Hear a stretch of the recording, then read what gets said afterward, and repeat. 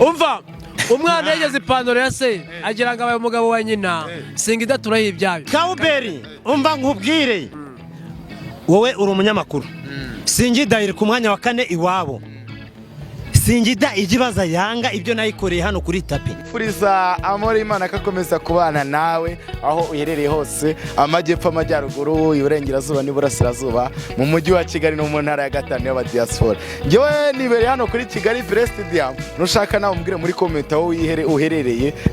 ubundi uza nibura nazana kuri Kigali Stadium nabyo ubimbwire mu kanya gato ku isaha y'isabune ebyiri murayibona ni equipe ya Sport igiye kubikina na equipe ya Singida Black Stars yo mu gihugu cya Tanzania mbandi kugira ngo mbereke imiteguro yose iri hano murayibona iki kintu kabisa cya equipe ya Sport hano iba yateguye ibintu byose bimeze neza ni imiteguro eban imeze tayari imeze neza kwa kuda abakinnyi basohoka hano muri vestiaire baza mu myitozo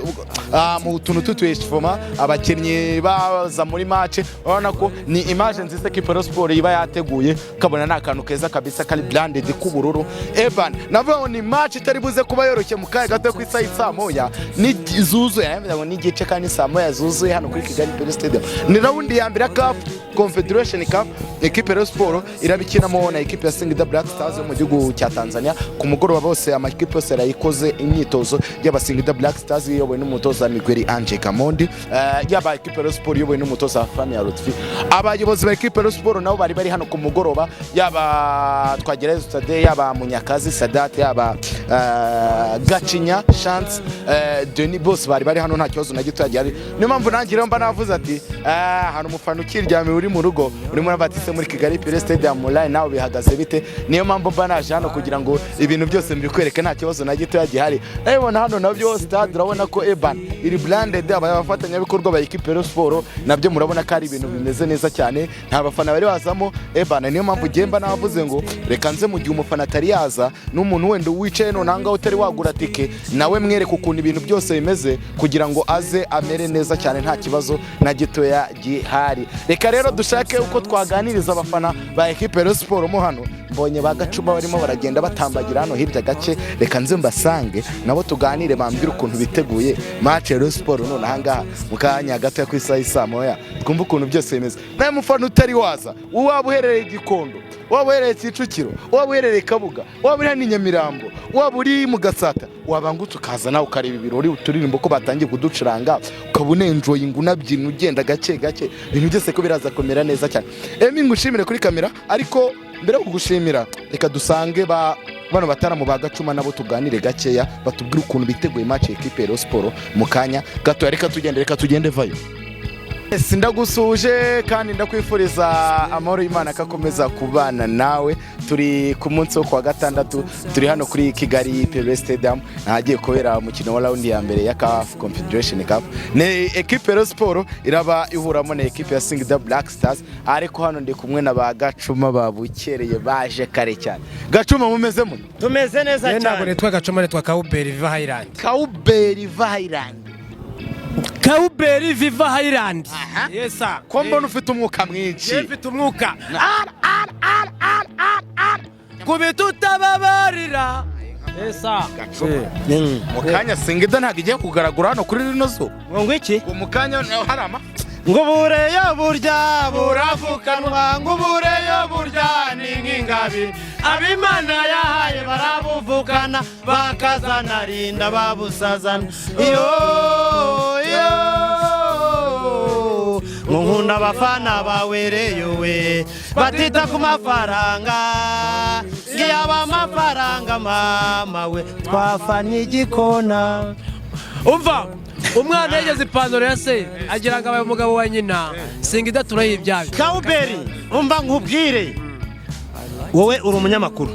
Singida iri ku mwanya wa 4 iwabo Singida igibaza yanga ibyo nayikoreye hano kuri tapi nanagiye iwabo ibyo nayikoreye yanga ndi Tanzania ahangaha ni 4G bine ibitego bine erega umva gacuma ntugasobanurire igikubita imbwa ni ku mashyiga nakabwana kota n'amacenga yanga ibyabane hanga urabizi we wari ukiri umwana urumva wari utarajya kuri kaburimbo ariko wari utarajya kuri kaburimbo uyibona erega jumubwira Kaberi jumubwira ko yanga yageze hano Nyamirambo ihabonera isomo Gor Mahia yo iri mu marira urabyumva niyo mpamvu nyine bakubwira ngo wahindutse gute niyo mpamvu bakubwira ngo wahindutse gute niyo mpamvu bakubwira ngo umwana niyo mpamvu umva se niyo mpamvu bakubwira ngo umwana yigeze ipantaro ya se agira ngo abaye umugabo wa nyina uyu munsi byino bari abavana ibyo baribonera ahangaha ni Imana ibizi Kaberi umba nkubwira nkunganire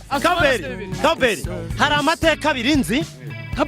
kuva iyi si yaremwa banza nyine nyumve hari amateka afite igitego Kaberi banza nyumve hari amateka kuva Kaberi yavuka nanjye navuka nawe wavuka agiye kuboneka kabiri amateka ya mbere nivuka rya Yesu amateka ya kabiri iyi tapi zasigara ivuga ibyo yaboneye hano si ibyo Rayon Sport yakoreye Singida hano urabyumva ibyo ndi kubikubwira ngo kugira n'abakeba bari hari ahirya babyumve urabona ko baba bicaye batuje ndabibona urumva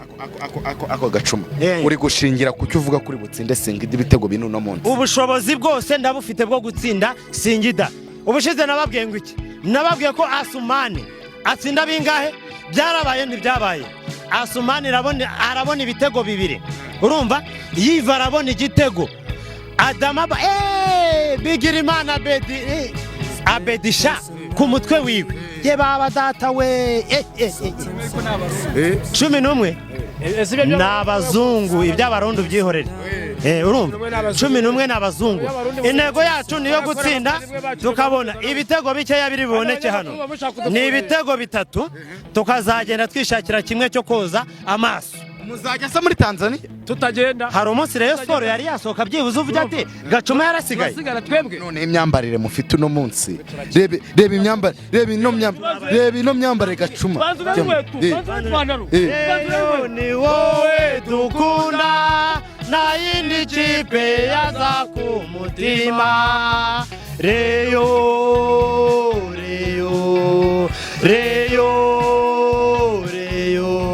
horana imana umutwari n'insinzi